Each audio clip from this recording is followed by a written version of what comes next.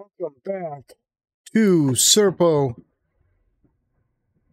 Oh, do we have some mic here? We got some mic. Okay, welcome back to Serpo Experience, and we are going over some things now that are going to be dealing with Ukraine and the possibility of World War III, which is it's coming. It's coming, and I said 2 years ago that it was getting closer. Now we kind of spoke about this before, but China is now supplying Russia with weapons. Now, if you looked at Russia, they're incompetent. They have bulletproof vests with just plastic inside of them, shin plates, things that will not protect you against a bullet. They basically don't have the right weaponry. They have tanks and things that are breaking down constantly. I saw a picture of a guy that had a weapon, I believe that was from 1919. When a soldier dies, they just pick up another weapon. Now, Putin does this where he just throws human beings at it. So millions die. Now, the worst thing about this is that he's attacking civilians. I had seen a video of a jet coming in at a very slow, lofting speed and fire a missile directly into an apartment complex. This kind of warfare is not warfare. This is more terrorism than anything. You're supposed to be going after infrastructure. You're supposed to be going after water supply lines, electricity, government communication satellites, anything in order to close in and use the geography in order to create basically ruses or even to just produce squeeze points where you can fire rockets up and over. But no, they're deliberately attacking the Ukrainian people, which is just appalling. It's really just appalling. So we're going to start taking a look at just some of the things in the last 4 weeks that have just kind of come out about what's actually going to happen. Now, the biggest problem is that you got North Korea, which would side with China. You got India, which would side with China. India is right now fighting with Pakistan over the border. So we have basically the greatest economy, which is China. They have a huge population control problem because of back in the 80s that they had the one son policy. Now, because of the family name, and not most importantly that, but the family business wanted to be ran by males. And so they would kill the females or they would take and smuggle them out of the country. So the problem that we're having is we're having 1 million men with one female companion possible. So you got a lot of single men. And it's going to be hard to keep up with your population. You do have a lot of soldiers, though. And if you look at the capitalist communist party, which we'll get into TikTok. We'll get into TikTok later. But it's just spyware because there's an appendage of everything that is required by capitalism in the Communist Party. So if you are a business and you make money, you are an appendage of the government. So they tell you what to do. Obviously, looking at the media, that's number one. But they have another problem. The other problem is that the water, which, if I would look up, let's see, if I would look up China River, the river that's probably Yellow River flooded. No, I want to see a map because the Chinese River here Okay, let's see if I can actually get a close up here. That's too close. That's too close. So it looks like the Shanghai River. But basically, it goes from the north of China, from Beijing, and it covers going south. So the problem they're having is they can't get this water up to the north of China. And because of that, they have people that obviously don't have enough drinking water. The second problem they have is that they have now water for growing their crops. So we have starvation happening. So right now, in the next 10 years, next 20 years, China has a severe problem because their elderly population doesn't have anybody to take care of them. They're basically as 30-year-olds, and then 40 and 50, the ones that would have the economic ability to purchase the homes and keep those things going. There isn't enough people. And on top of that, they lack, because of being communist and everybody being the same, they don't have, is it intuition? I think that might be, that's not the right word, but that's not intuition, but they can't come up with new technologies very easily. So they are superpowered, but when they join with Russia, Russia has lots of people. And when you join those two together and you put India in there and you put in North Korea in there, now we have a serious situation. So we cannot move this border. We can't have NATO moving closer and closer. It's just disaster. So let's get into this though, and let's see what happened 4 weeks ago when we're talking about moving tanks in. And with these tanks, we have to be very careful not to push the limits too far, because if we start to put in jeopardy the government standing of the dictatorship, basically dictatorship of Russia, that he could launch nukes. So this would be World War III. This would be the start. I believe it's already started, with a lot of things that have been happening. The spy balloons have been coming over. Now I think they're gathering intelligence in order to make their move. Taiwan might be first, and Russia's going to back them, and China's going to back them, and India's going to back them.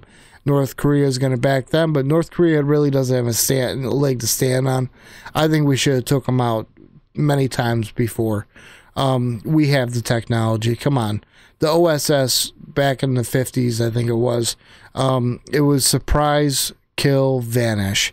And the CIA still very much does that. We have assassins in 167 countries, so we just got to take out Kim Jong-un. Take them out, and then start a coup. I mean, we already did it with the Democratic Party since the 80s, Hillary Clinton and all sorts of Bill Clinton. It's been part of the party, it seems. Now, this is opinion, but I know that there's facts that have been found, and I'm sure I can locate them, and I probably will. So let's go ahead and let's continue and get back into this.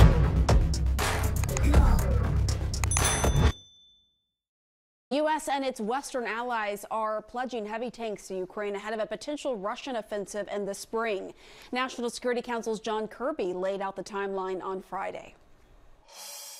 The Leopard tanks will probably get there from the Germans and from our European allies and partners. Will get there in relatively short order, probably in time to help them in the spring and summer. The American tanks, the Abrams, will take a little bit more time. It'll take many months before they can get on the ground. Joining us now is CNN military analyst Colonel Cedric Leighton. So, Colonel Leighton, German Leopard tanks could be there relatively soon. As you heard there, though, from John Kirby, the Abrams tanks, it could take a while. Are they going to get there too late?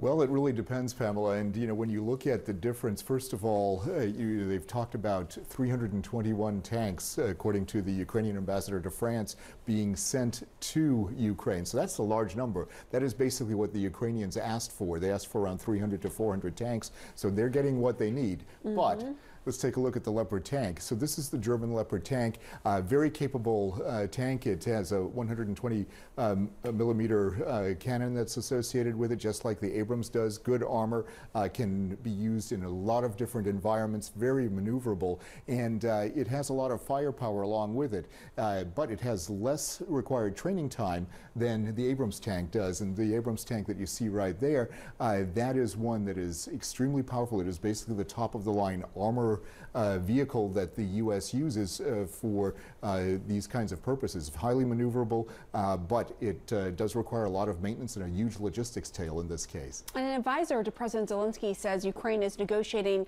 with Western allies to access long-range missiles and aircrafts. How would that help change the war? And do you see this dynamic continue to play out where they get something and then they say, okay, well, here's what's next on our wish list? Yeah, so there are a lot of different things that they could potentially get. So take a look at the ATACMS system, for example. This is a system that has about 190 mile range, and it can really affect longer range areas. So it's considered a short range system, but it's long range enough that it would, for example, go after Crimean targets.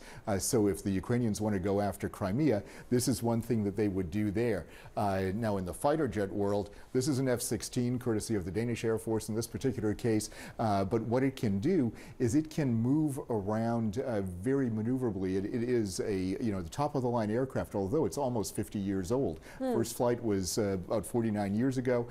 These aircraft are really the mainstay, or have been until recently, the mainstay of the U.S. Air Force, and it's a real big part of the NATO inventory, and that's something though that they would require a lot of training on. Anywhere, depending on the experience of the pilot, anywhere from 3 months, that's a real bare minimum, highly unlikely, all the way to a year or more. So this training pipeline, I think we're looking at about is going to be a very long one, a very 15 years. Kim Jong-un's sister is weighing if in China on this, gets and involved. She's denouncing the Western decision to send tanks to Ukraine. She says the people of North Korea will always stand with Russia, quote, always stand in the same trench as Russia. Where do you see the war going next? So when it comes to the war, that's going to be a really interesting thing. So when you look at what you have here on the main map, you have the possibility of the Russians coming in not only from the east, but also potentially from the south, going into these directions. That's what they want to do. So if you go to a more detailed map of the Eastern Front, for example, the big fighting that you have around Soledar, around Bakhmut, all those areas here becomes a symbol for what the Russians want to do. Now, Bakhmut by itself is not very strategically significant. However, it is on a main highway that goes this way, and if they can use that highway, that could potentially be a gateway for the Russians to move forward into Ukrainian-controlled territory.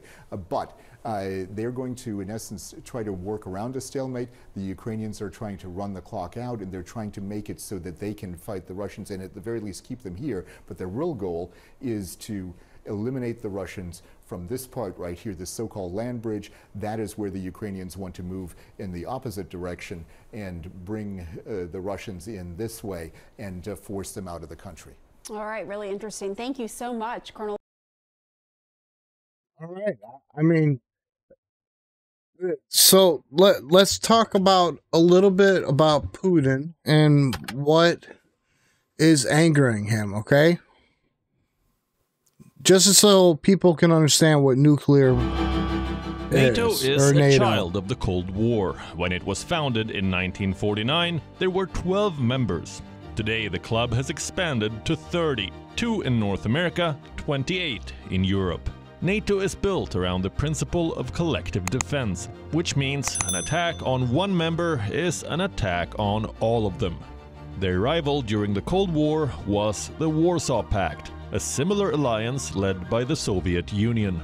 3 NATO members are also nuclear powers: the US, UK, and France. Together, NATO makes up around 57% of global military spending. The United States is the undeclared leader, providing 22% of the alliance's budget. NATO's power center is in Brussels. From its Cold War days, the NATO is programmed to target Russia. Today it faces a new threat from further east, a belligerent China.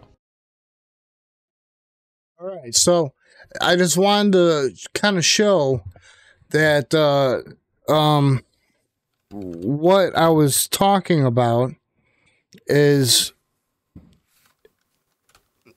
what I was talking about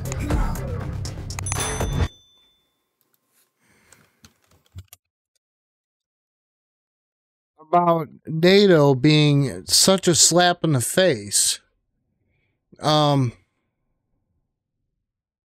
And you heard it right there. It is primarily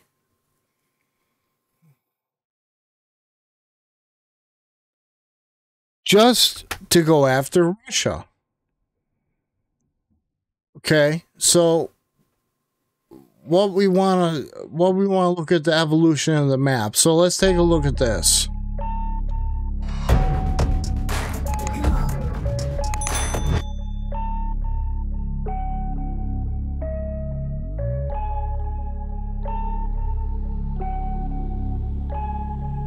And while I got you here, don't forget to hit the subscribe, hit the follow, hit the bell, and hit the like, and spread this out as far as we can, so that we can we can get more views on this. This is subjects that really need to be brought to light, especially to the younger generation, the ones that are protesting about certain things. They need to be prepared. Things are really getting out of hand. I'm 38, and in the last 20 years, I have never seen something so baffling where history does not, it just doesn't make any sense.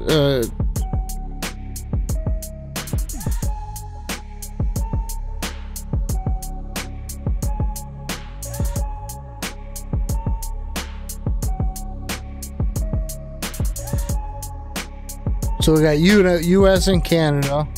U.S. funding 22% of NATO.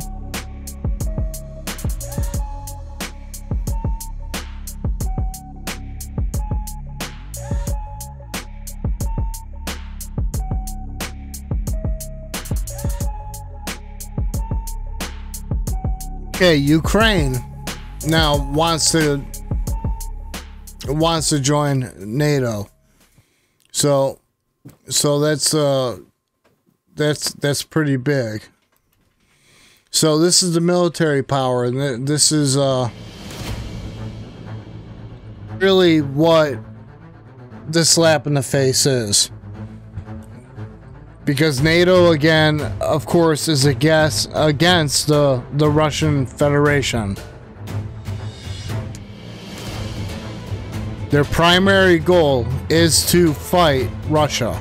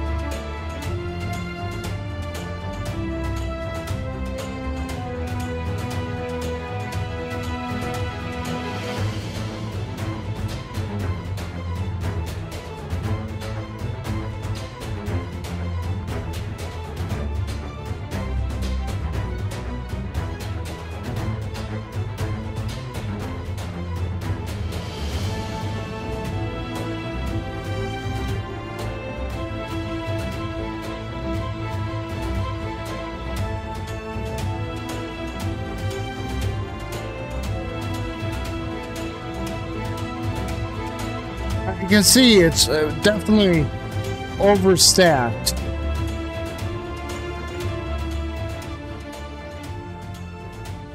It's I mean, NATO's obviously has a lot more, 186 million. 2.1 million. So this would be World War III. It would be NATO, Russia, which would be allied and Axis.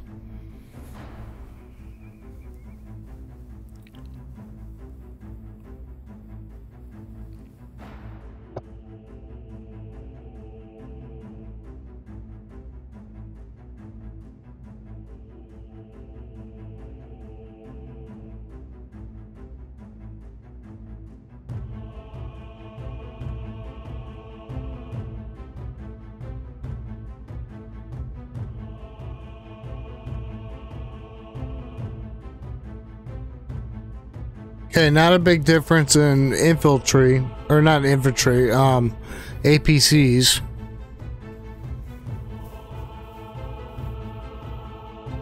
Big difference in armored vehicles.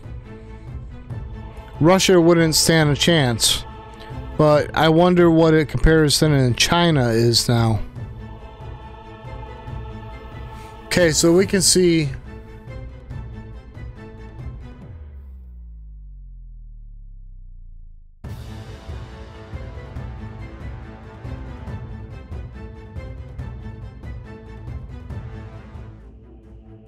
I want to see what China is going to look like now. Okay, let's see what we got here. So if these two join together,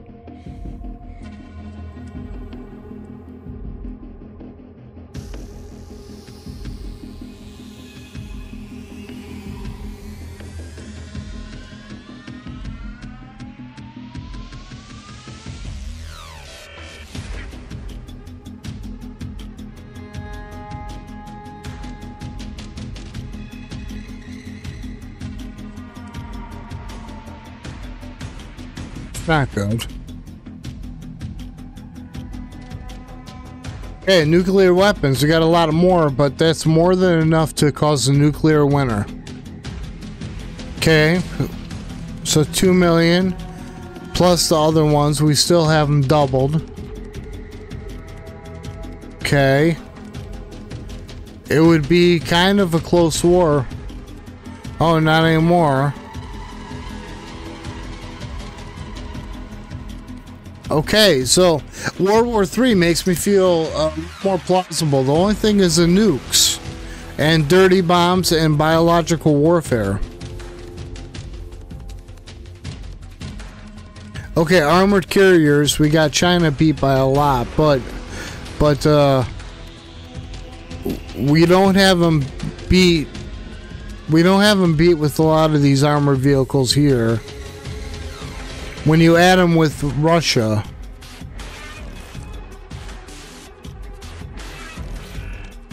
again with Russia, it's gonna be a kind of a close one.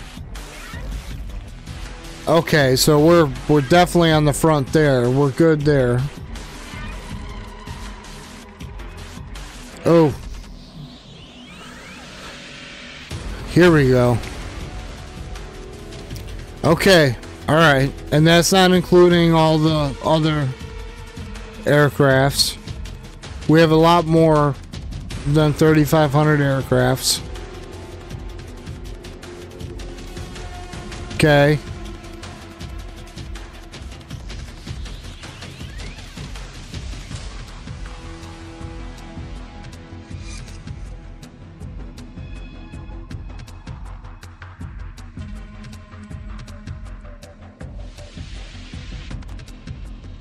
Yeah, that's our spy, our radar spy.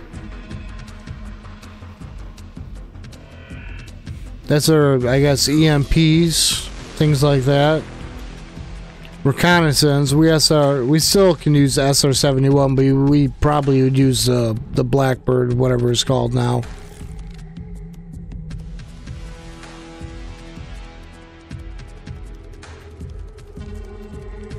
Okay, what kind of helis? Attack helicopters. Alright, so,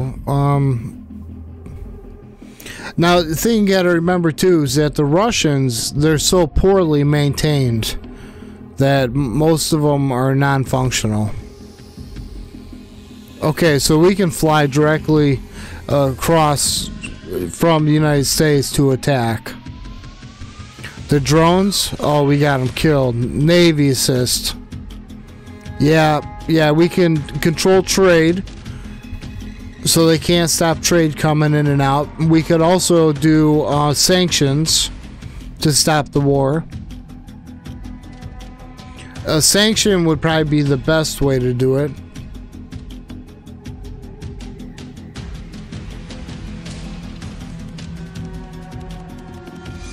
Most of the frigates and stuff are protection vessels that go along with battleships. Now these carry our nukes.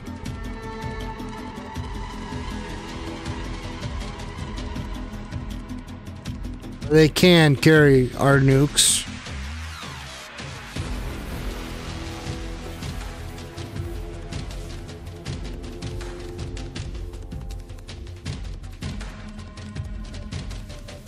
Okay, so we have a lot more transportation options. Wow. It's a big difference. It's a big difference.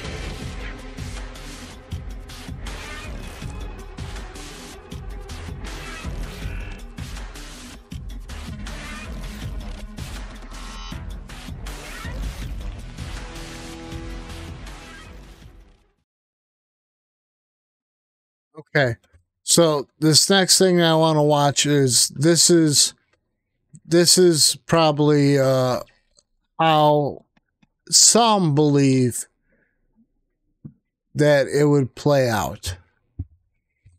Okay, now I don't know if I completely agree with this. Russia's on the warpath, but if successful in Ukraine is unlikely to stop there. Lithuania, with EU support, has shut off the flow of military and economic material to the Russian enclave of Kaliningrad, triggering a threat of invasion by Russia in retaliation. A world away, China flexes its muscles as it threatens the United States and their continued support for Taiwan. Fears of World War III are growing by the day, and the United States is taking them very, very seriously. Before we discuss how the US is preparing for the Third World War, first we need to know what its potential enemies are doing. China has long been preparing for a confrontation with the US as it seeks to become the world's dominant superpower. Currently, China falls short of the qualifications for a global superpower, qualifications which only the US fills at the moment. But with its dizzying economic and military growth, it might be less than a decade before the Chinese Communist Party can project power all over the world. China's preparations for a showdown with the West include dislodging the United States as the most important economic power in the world. It also has safeguards to its own economic interests in the wake of economic warfare versus the US, and to achieve this aim in 2013, it launched the Belt and Road Initiative. This massively ambitious plan included building new land and sea trade routes all over the world to connect China economically with nations all the way from Europe to Africa. To achieve this, the nation has not just invested in its own infrastructure, but in building trade infrastructure in other nations as well. However, China's partnership with host nations is more often than not. Now, if World War III started, we could make huge sanctions on them. We could actually starve them out even more than what they're doing. Must be hired to do the construction, leaving few jobs for locals. Interest rates on the debt traps is often so high that a poor third world nation is guaranteed to default. Included in the penalties for defaulting are clauses such as China owning exclusive rights to the infrastructure it builds for terms as long as a century. It is in effect a modern version of soft colonialism. China's plan is to have heavy influence in the trade of goods throughout Asia, the Middle East, and Africa, putting it in a very strong position to dictate geopolitics in its ever-growing sphere of influence. China's next preparation for war with the US includes securing its vulnerable trade routes through the South China Sea and the very valuable oil and natural gas. This is what I was talking about, this area. Plus, they also hold the lithium and a lot of natural resources that we need for batteries. Despite an international ruling by the World Court in The Hague that such island building and claims to economic exclusion zones around them were illegal. Foreign pressure also failed to stop China from stealing claims to oil supplies by neighbors such as Vietnam, or of using its coast guard to bully and intimidate the merchant and fishing fleets of other nations out of their own territorial waters. These islands have now become heavily fortified military installations, which include modern missile defenses, runways long enough for long-range attack aircraft, and an ever-growing network of surveillance assets, all geared for one purpose: detect, track, and destroy the U.S. Navy. Further preparations have included the addition of dozens of new ships to the People's Liberation Navy. So people that don't think that World War III is already in effect, it definitely is. These new spy balloons coming in is them getting closer. And with Russia going after, there you go. That the two nations might partner up in an attempt Exactly. to turn the U.S.-led world order on its head. Despite China's increasing capabilities, it still does not have the power to defeat the U.S. in a one-on-one confrontation. No, but with It might NATO, let the US take it partnering definitely with could Russia, help. thus forcing America to choose fighting between China in the Pacific or Russia in Europe. For decades, the United Or States both. maintained a policy of NATO fielding a powerful fighting enough over military another to one, fight and win and then simultaneous us taking wars over against trade nuclear routes and adversaries. sanctions However, in with China. China's rapid ascension, this has become officially impossible. While we could also take out North Korea too by stopping transport in their. The question is, We would have to send in probably a Delta force of some sort to take him out. Third World War. First, the situation in the Pacific might seem dire with China's numerically superior navy, but the real measure of naval power is not the number of vessels, but in the number of battle force missiles. These are the number of missiles that both navies can bring to bear against each other. The U.S. maintains around 10,000 missiles versus the PLAN's estimated 2,000. Though those numbers have changed and will continue to change as China fields larger vessels and both navies shift in composition. It's estimated that by 2030, China might have closed the gap in battle force missiles to 2/3 of U.S. capabilities. The U.S.'s first line of defense against China is the place that's likely to be ground zero for World War III. Taiwan, That's what I was speaking of before. democracy broke away from the mainland after They the controlled nationalists were expelled by the 95% of the semiconductors. Since then, We need it for the everything. dictatorship has become a vibrant democracy that has refused to reunify and put themselves under control of the Chinese Communist Party. Securing Taiwan is not just important for the ever-intensifying global clash between authoritarianism and democracy, but It was also for about very trying to important control political and democracy economic and give it to the reasons. entire Taiwan world. produces around It's 50% probably of the world's right semiconductors, choice, after but not the US companies WEF production choice, at home due to not expense. one world Semiconductors are government. important for every single gadget in your life. The global economy quite literally runs on them, and they've become as valuable as a commodity as gas. See, there's the and oil. semiconductor China itself there. produces between 25 and 30% of the world's semiconductor supply. So if China were to take Taiwan, it would now be in control of 3/4 of the global semiconductor supply. This would allow China to effectively shut It's down the actually been economy reported of any nation that disagrees 95%, with it so by simply embargoing it could be the sale of semiconductors, 75% to giving China 95%. incredible power to further control global affairs and reducing the West's ability to oppose its authoritarianism. Taiwan is also politically important, as it makes up part of what's known as the First Island Chain. This is a chain of islands that extends from Japan to the Philippines and acts as a very physical barrier to the expansion of Chinese influence in the Pacific. If China were to take Taiwan, it would not just break this carefully orchestrated containment strategy, but allow China to effectively neuter Japan's ability to resist it. With aircraft and ships stationed off Taiwan, China could target Japan's lines of communication and trade routes that cross the Pacific and hem the nation in, forcing it into subservience under threat of economic starvation. If China takes Taiwan, the U.S. commitments to defend the Philippines and Japan would be made much more difficult, if not impossible. To defend Taiwan, the U.S. has inked several deals, selling the nation advanced weapon systems ranging from fighter aircraft to air and missile defenses. U.S. military advisors have worked closely with the Taiwanese counterparts for years to prepare the nation for invasion. Despite threats from China, the flow of U.S. arms to Taiwan continues unabated, and recently U.S. President Joe Biden publicly voiced for the first time an unacknowledged truth in American politics. The United States will come to the defense of Taiwan. And He's making a lot this greatly of angered mistakes. China, and the White House press corps He should have was never forced to said stay that. back. But what seemed like a political guffaw was likely yet another bit of intrigue meant to further the American strategy of keeping China guessing as to how the U.S. might react to an invasion. If China cannot accurately predict what America will do should it invade Taiwan, it serves to create confusion and doubt amongst Chinese leadership.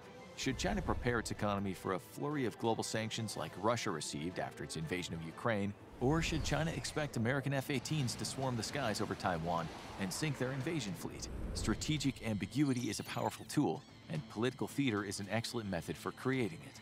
But the U.S. is not planning on fighting a war against China alone. To this end, it has helped increase the capabilities of allies such as Japan and most notably Australia, who recently signed a military cooperation pact between itself, the United States, and the United Kingdom.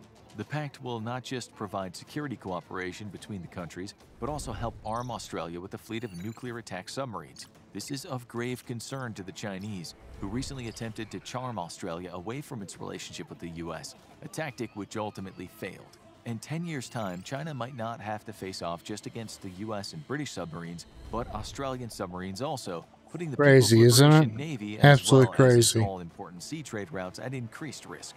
China imports most of its oil and gas over its seaborne trade routes, and this is exactly what the U.S. They is controlled prepared to target in Japan case of war at this in order point. to strangle the Chinese economy. Recently, security meetings between Japan, India, the U.S., and Australia were revived after a pause during President Trump's term. The Quad, as it's informally known, aims to tackle global problems such as global warming, cybersecurity, and ensuring a free and open trade environment in the Pacific. This is a veiled implication of Okay, stop real quick on global warming. It's a really easy fix. Well, not an easy fix, but if you take people out of poverty and you give them cheap electricity, drinking water, the amenities that every natural human being should have, stop of crime, so policing, if you give this to the entire world, global warming will begin to fix itself because people will be able to look down the line of 5 years, 10 years, 20 years and be able to see what's really, what's really important, what's really going on. So you have to take people out of poverty, because when you're in poverty and you're just looking for your next, meal to eat, and all of a sudden electricity, you can't afford it. You got to walk 20 miles to get water. All of these things. Now, when it comes down to it, if you're poor, when you want to survive, what you're going to do is, if you have coal, you're going to burn coal. If you have wood, you're going to burn wood. It just depends on what's the easiest to survive. So in order to, change climate, you can't have these 18, 20, 22-year-old college students, which I'm sorry, most of them are just idiots. They don't even know what they're talking about. I can show example after example after example, but they don't even know, like, here, okay, give me your cell phone. Give me this, give me that, give me that. No, I don't want to do that. Well, then you're not really for the environment.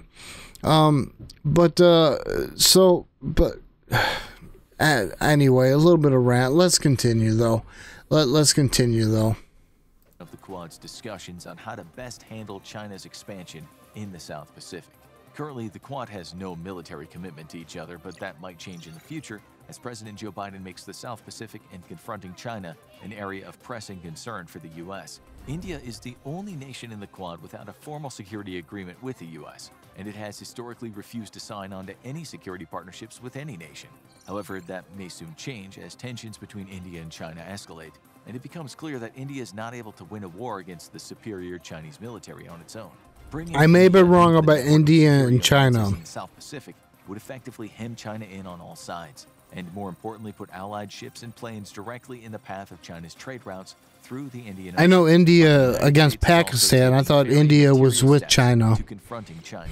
War with China would be waged at sea and in the skies, with very little of any action between the People's Liberation Army and the U.S. Army.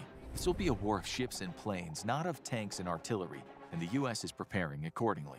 In an attempt to prepare for a confrontation with China in the skies, the U.S. has accelerated the procurement of F-35s and made getting squadrons of the 5th-generation fighter into operational status a top priority. However, don't forget to hit that like button so it spreads this out and other people can see this new talk show that I'm working on. Please, it would help out great. Such as the F-15 Eagle for the U.S. Air Force and the F-18 Super Hornet for the U.S. Navy. And don't forget about the F-22 and the F-35. Arsenal of ballistic missiles capable of targeting U.S. ships far out. And of course, the drones. The drones are just amazing. Starting in 2015, the Navy also began to work on undoing the strategy of carrier-based sea dominance that it's employed since the end of the Cold War. With the fall of the Soviet Union, the U.S. Navy enjoyed unmatched superiority and complete freedom of action anywhere in the world, and thus surface fleets were retasked with simply protecting carriers. Anti-submarine warfare and anti-surface warfare skills had atrophied as naval strategy centered completely around the big carriers. Now the U.S. Navy is preparing its crews to once again face off against near-peer foes in ship-to-ship battles. Submarines are America's second greatest naval asset after aircraft carriers, and yet remain nearly completely forgotten by most of the world, which is exactly how they like it. Currently, the U.S. has a fleet of 68 submarines and is replacing the Cold War Los Angeles-class fast attack submarines with the new Virginia class. The Virginia class is apparently like analog to digital. A significant advantage in undersea combat, despite China having a larger force of less advanced submarines. The realm of hypersonic missiles has received a great deal of attention ever since it was announced that the U.S. was lagging behind China has, in development. Yet there's some misinformation and confusion regarding this technology. I think there's propaganda coming from China and Russia. In this realm, when they really don't. Firstly, any ballistic missile is hypersonic, and China's recent test that saw a hypersonic missile fly around the world is not very impressive from a military point of view.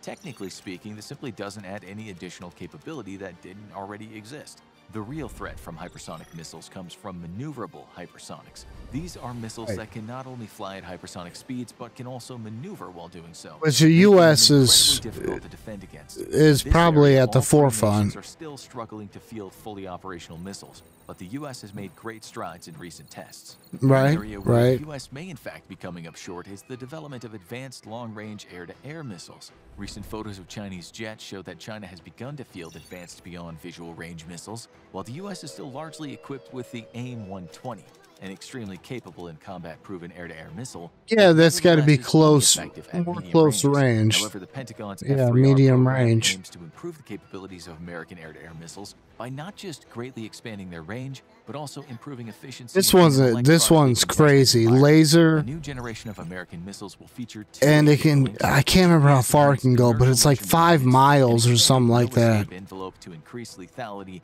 and improved high-angle off-bore sight capability, allowing pilots to fire missiles without their plane being pointed directly at the enemy, thus lowering their vulnerability. However, the next step for U.S. fighters is the AIM-260, which will feature beyond visual range 260. That's what it was. Longer-range opposition missiles while bringing the tried and true technologies of the AIM-120. But World War III will also likely involve action against Russia in Europe, as China and Russia are both likely to cooperate in such a scenario. This will be a partnership of opportunity, however, not of choice, as relations between the nations are difficult at best, and Russia grows increasingly frustrated at its status as the junior partner. With Russia's invasion of Ukraine, the Russian military has proven itself incompetent, corrupt, and inept at executing a modern 21st century war. Yeah, that's what I was talking about. The Russian offensive in Ukraine has all but stalled out. And this is with Russian forces facing a foe that has a fraction the capabilities of the U.S. military. Simply put, the only real threat Russia can bring to a global war scenario is their nuclear power. With the bulk of the U.S. Army not taking part in operations in the Pacific, Russia would be easily contained by current U.S. ground firepower, while NATO would be short on critical air assets. These are capability gaps easily filled in by NATO air forces. 4 months ago, we would have spent an additional 10 minutes explaining to you how the U.S. is preparing to counter Russia. Today, after seeing what the Russian military is capable of, we honestly don't have to. While victory would come at a cost, NATO would most likely win a resounding victory over the Russian armed forces. The only real threat Russia would pose would be in the first few weeks as the bulk of American firepower is being shipped across the Atlantic and prepared for battle. This leaves the Baltics and Poland vulnerable, but the deployment of NATO rapid response forces would likely be enough to slow down an initial Russian offensive and greatly limit its gains until NATO's European partners can fully mobilize their own armies. U.S. strategy to counter Russian aggression in the next World War is thus based around preparing European partners to better defend their own continent and not be so reliant on the U.S. military, as the conflict against China will consume the bulk of U.S. sea and air power. The Pacific is where the real war will play out, and after its stunning losses in Ukraine, it's unlikely Russia would willingly engage NATO in a third world war anyway. Now go check out World War III hour by hour.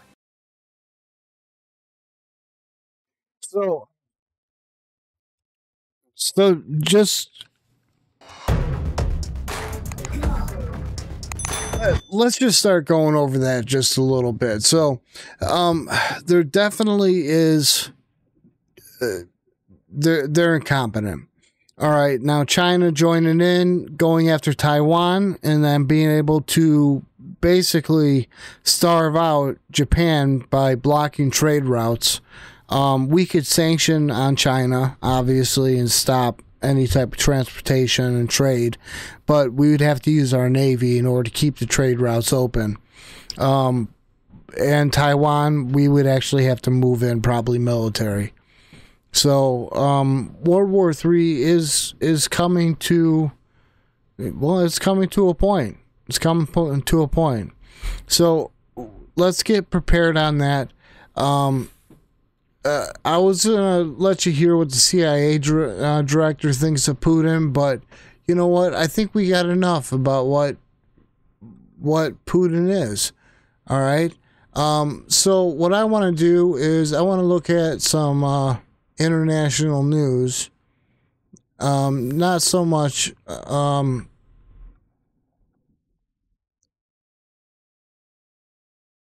I'm thinking more international disasters.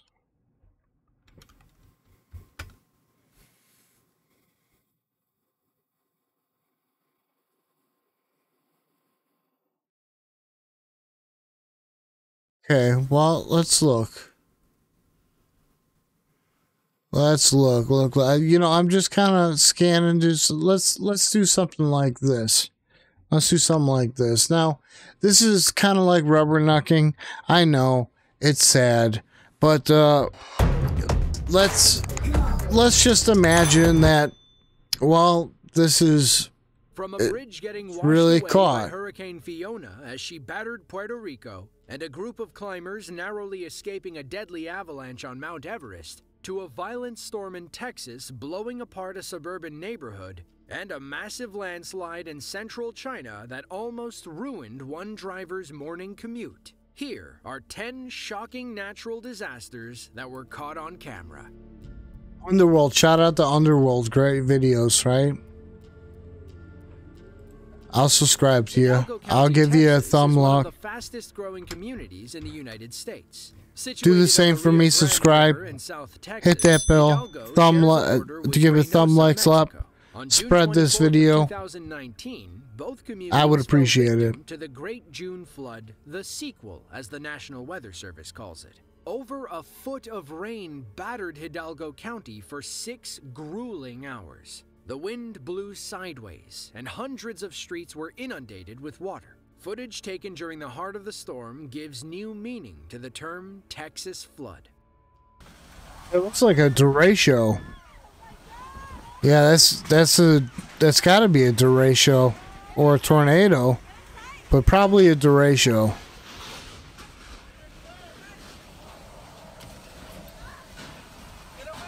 I had one of those hit over at my house about 3 years ago, and yeah, you couldn't see maybe about, I would say, a foot outside the glass of the window. Not bolted to the ground, it's not safe. Our homeowners bravely record the violent storm from their patio, but it gets too dangerous to stay outside. The power clearly went out a long time ago, judging by the dim candles we see all over the house. The sequel came about 367 days after a massive storm in June of 2018 caused similar damage across the Rio Grande Valley. Once the rain subsided in 2019, over 1,100 homes were either destroyed or suffered major damage. Absolutely the sequel terrible. Caused between $50 and $100 million worth of destruction, maybe even more.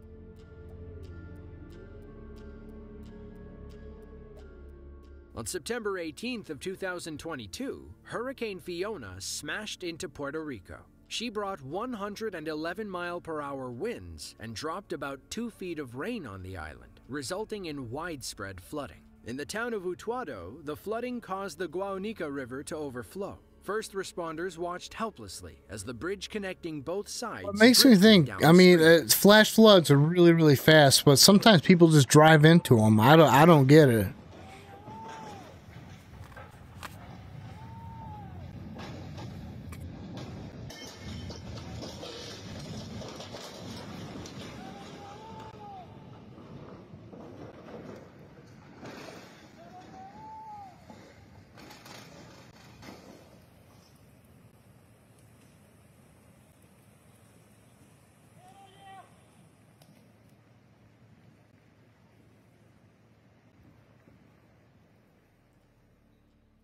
The bridge never stood a chance against the raging current. You can hear it crack before it breaks free on the other side. The river pulls the bridge downstream, dragging the guardrails behind like a rope. Rescue workers can hardly believe what they're seeing. Just when things couldn't get any worse, now they're stuck on opposite sides of the river. The bridge was built in 2017 after Hurricane Maria knocked out the original. The metal bridge was supposed to be temporary. It's got to be tough living in hurricane land.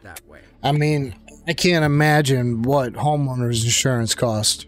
It's got to be outrageous. April 25th of 2015 was the deadliest day in Mount Everest's history. A 7.8 magnitude earthquake ravaged Nepal, triggering a massive avalanche near the southern base camp. According to The Guardian, there were at least 300 climbers and hundreds more Sherpas on the mountain when the avalanche struck. Those above base camp at camps 1 and 2 were okay. It was those waiting down below that caught the brunt of it. Our climbers must have just felt the earthquake. One of them comments on how scary it is. Then someone calls out with a terrifying warning. Oh no, avalanche. Oh, wait for a minute.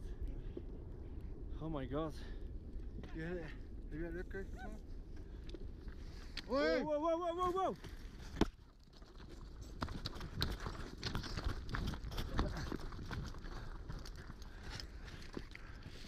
Fuck!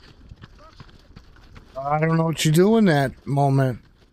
They sprint back towards the tents, looking back over their shoulders. I mean, you can get in a tent, and unfortunately, there is no outrunning the massive wave of snow.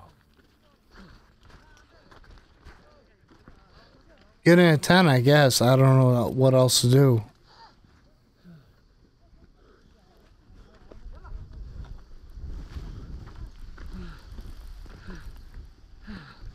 Oh, fuck.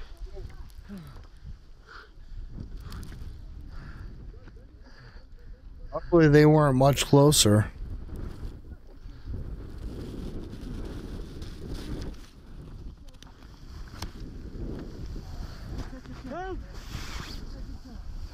Maybe they were.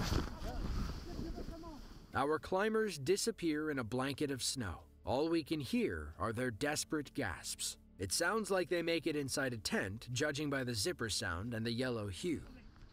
Oh, okay. So they're covered. All right, thank God.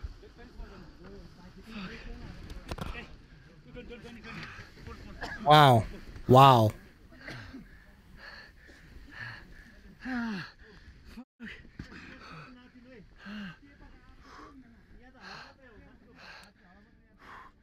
The men cough and gasp for air. They were fortunate to be alive, but had no idea how bad things were for others on the mountain. Different sources put the avalanche death toll between 17 and 24. All told, April 25th of 2015 was the deadliest day in Everest history. Luckily, everybody in this video was safe. Way to go. The Philippine capital of Manila is the country's second most populated city. Home to about 1.8 million people, the city is known as the Pearl of the Orient and is full of museums, parks, theaters, and shopping malls. But on June 22nd of 2022, the Pearl almost got blown away. The initial weather report called for partially cloudy skies and isolated rain showers. What they got looked more like a tornado. Again, looks like straight line winds. Probably pushing 70, maybe 100. Not 100, 90, maybe 90.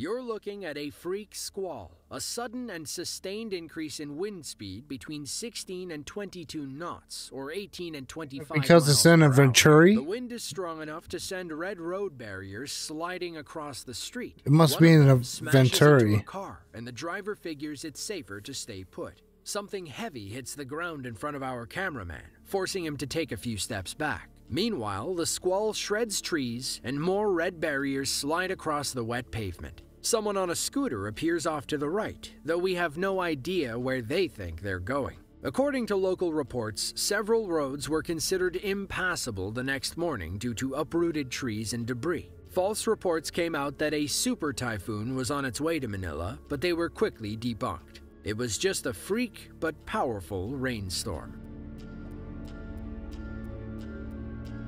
Scary, man. Get hit by something like that. The and Cheong Prefecture, known Oh, as here we Aba, go. but spelled differently, is an Now you'll be autonomous able to region in see central the China. river Like most going of down. Southeast Asia, heavy rain leads to frequent landslides, which can damper anybody's morning commute. Just ask these drivers who were a few hundred feet away from disaster. It's a hell of a landslide. Holy shit.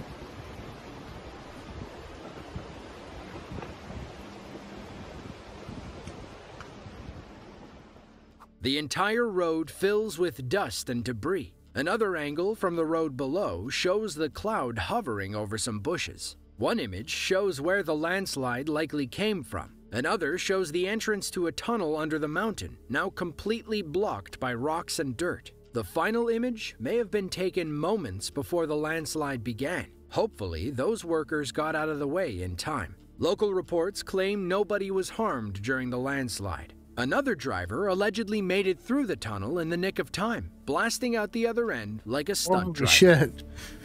Holy shit. That's On October 30th of 2020, a 7.0 magnitude earthquake struck in the Aegean Sea between Greece and Turkey. While the Greek island of Samos was closer to its epicenter, the Turkish city of Izmir suffered the most damage. Earthquakes have a bad habit of triggering tsunamis, and they don't have to be giant monster waves to cause severe damage. While standing on the shore and recording the ocean, one Turkish man was forced to hop in his car and outrun the incoming water.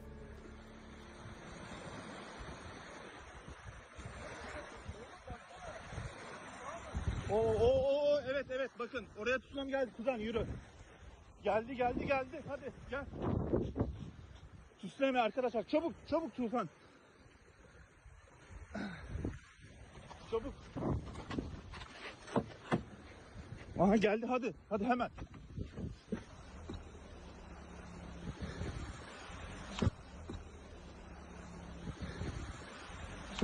Dur.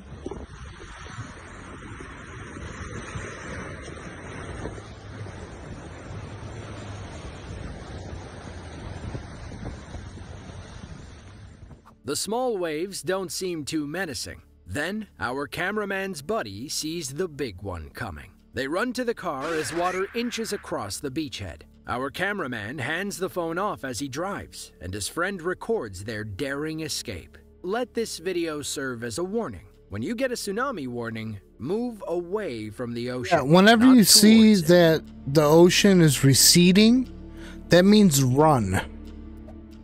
Pineville is a small town in central Louisiana. They're across from Alexandria on the other side of the Red River, and the original home of Louisiana State University before they moved to Baton Rouge. In mid-December of 2019, a severe tornado outbreak tore through the southern United States, spawning several strong and long-track tornadoes near cities like Alexandria and Pineville. During the storm, a worried husband was waiting for his wife to return from her doctor's appointment. As he stood in his garage, he recorded the tornado as it passed over his home.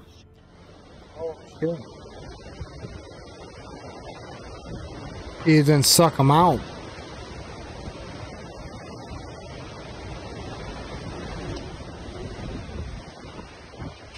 Oh, it is sucking them out.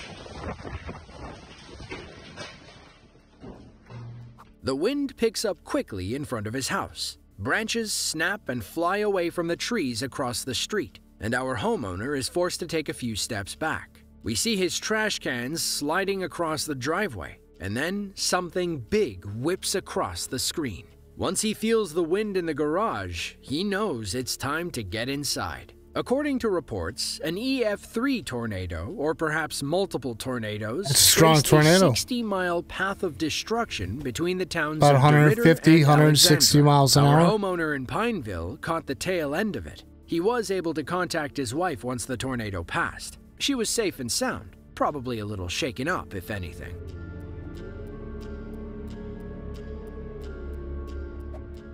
Pescadero, California is a small community in San Mateo County, about 50 miles south of San Francisco. In early January of 2023, several days of heavy rain and floods battered the West Coast community. On the 14th, the San Mateo County Fire Department got a call about a crack in the road. When they arrived to investigate, they found much more than a pothole. Like a sinkhole. Landslide.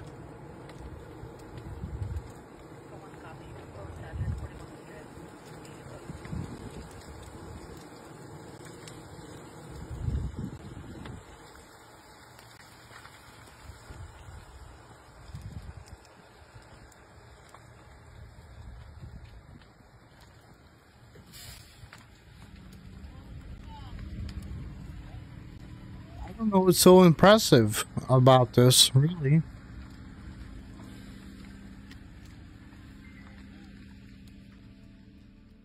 The soft ground beneath the sunken pavement gives way, and everything starts sliding down the mountain. It picks up a little speed, but eventually stops after about 20 feet. The New York Times called the travel conditions punishing, as rain, icy roads, and landslides cut off several roadways south of San Francisco. California Highway Patrol warned people not to drive unless it was absolutely necessary. Fallen wires, flooding, sinkholes, landslides, it was like the end times had come to Southern California. So, what was the official advice from the California Department of Transportation? Stay home and watch the football games. Hey, sounds like a decent plan to us.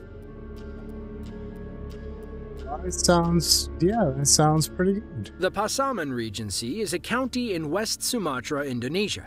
Like other Pacific Ring of Fire countries, Indonesia is highly susceptible to earthquakes and volcanic eruptions, not to mention the after effects they usually bring. On February 25th of 2022, a 6.1 magnitude earthquake struck West Sumatra about 2.5 miles below the surface. Most of the damage was concentrated around 3 villages near Mount Talakmau, where mudslides and flash floods made things even worse. A local named Yuhendri Yanto kept his camera rolling as one of those mudslides washed through his village.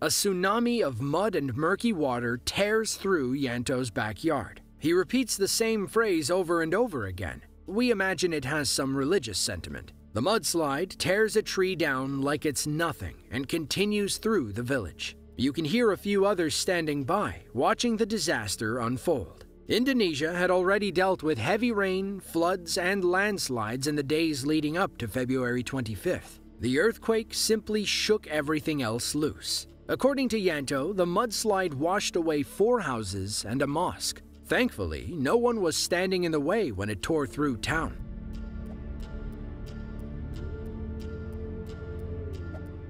Imagine being the unluckiest person in a city of 5.6 million people. In the Turkish capital of Ankara, the second largest city behind Istanbul, one driver found out the world was out to get them. On May 6th of 2016, while their car was outside Nazgida, a small market chain in Turkey, a sinkhole opened up in the parking lot. Coincidentally, it opened perfectly around their car and nobody else's. Overnight security cameras recorded the car sinking into the ground, but nobody noticed what had happened until the next morning. It takes less than a minute for the black sedan to sink into the ground. The lights and alarm system go off, but we don't see how that helps. Imagine being so unlucky that your car is the one the Earth decides to swallow.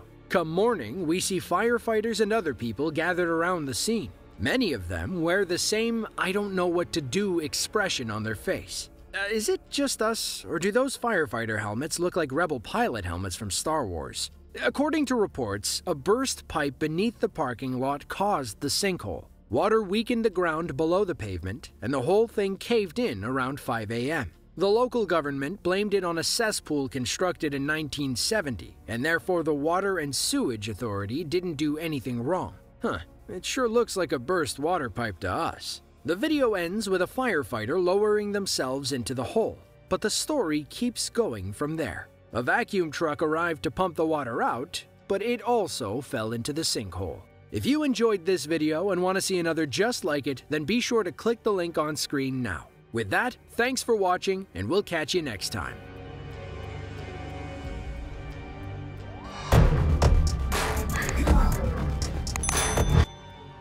Okay, people on Facebook, if you're just joining me, sorry about that. There was a little bit of confusion with some of the modular that had to go along with that. But we just went through some things. It's going to be on YouTube. It's going to be on my Twitch channel. My Twitch channel is, I'm just going to make this real easy here. Here's my YouTube. Bam, that's my YouTube. Okay. And here is my Twitter. Okay. And then the last one is my Twitch, which this one I have to do manually. But it is Twitch Serpo 37. Oh, forget about that dot there. Shouldn't be there.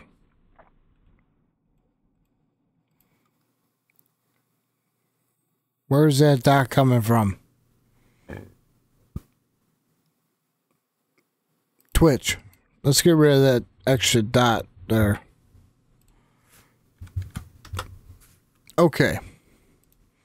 Now, those are the three ones. So we got Twitch, Gonzo, and that one there. Alright, so now I'm just going to get rid of those. But what we're going to do now is we're going to take a break, because we're going to be moving into now UAP and some of the things that we've been seeing, anomalies in the sky that have been recorded all over the place. Now, very strange things, circular rings in the sky, strobing lights in the sky, and not UFOs. You know, we're not talking about UFOs. We're just talking about things like earthquakes, where there's a bright shining light that comes out from under the ground. So we're going to talk about some of that kind of stuff too.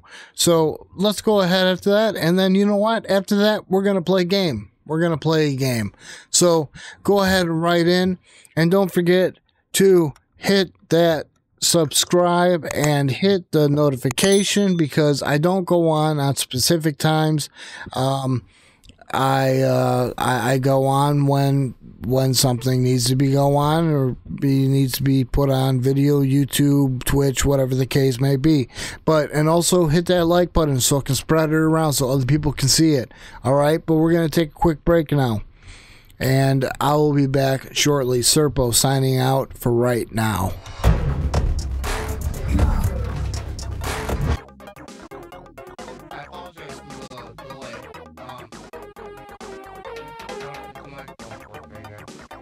I apologize for the